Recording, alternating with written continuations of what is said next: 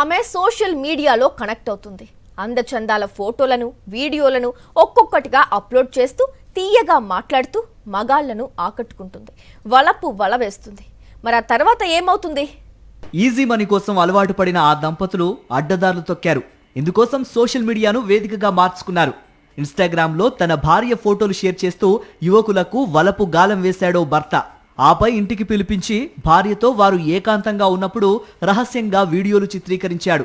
ఆ వీడియోలను బయట పెడతామని, కుటుంబ సభ్యులకు పంపుతామని, సోషల్ మీడియాలో పోస్ట్ చేస్తామని బ్లాక్మెయిల్ చేస్తూ దాదాపు 100 మంది దగ్గర అందిన కాడికి దండుకున్నారు. డర్టీ కపుల్ బారిన పడి లక్షలాది రూపాయలు మోసపోయిన ఓ బాధితుడు ఇచ్చిన ఫిర్యాదుతో కరీంనగర్ పోలీసులు రంగంలోకి దిగారు.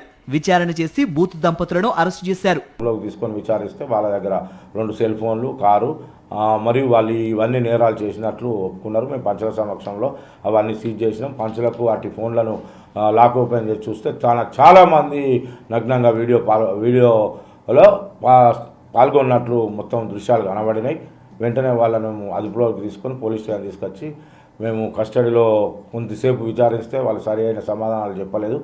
అప్పటికే టైం అయిపోవడం వల్ల వెంటనే వారిని ఆసుపత్రిలో హాజరుపరిచి ఆసుపత్రి నుంచి సర్టిఫికేట్ తీసుకొని పోయి కోర్టులో హాజరుపరచగా మేజిస్ట్రేట్ గారు 14 రోజుల పాటు రిమాండ్ తరలించారు. మంచిర్యాల జిల్లాకు చెందిన వ్యక్తి కరీంనగర్ వచ్చి మార్బుల్ వ్యాపారం ప్రారంభించాడు. ఈ క్రమంలో అదే జిల్లాకు చెందిన యువతి పరిచయం కావడంతో ఆమెను పెళ్లి చేసుకున్నాడు.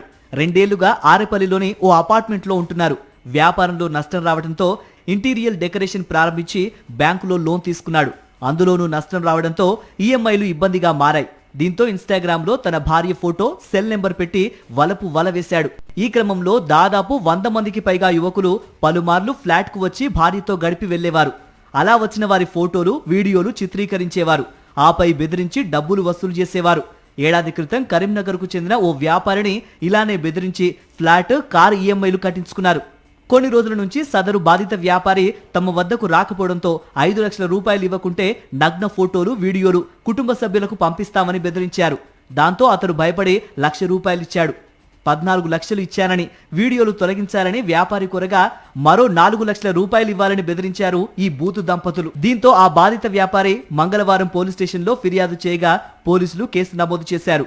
ఏసీపీ విజయ్ కుమార్ ఆదేశాల మేరకు సిఐ నిరంజన్ రెడ్డి బుధవారం బైపాస్ రోడ్లో బూతు దంపతులను అదుపులోకి తీసుకున్నారు. వారు నేరాన్ని అంగీకరించడంతో కోర్టులో హాజరుపరిచారు.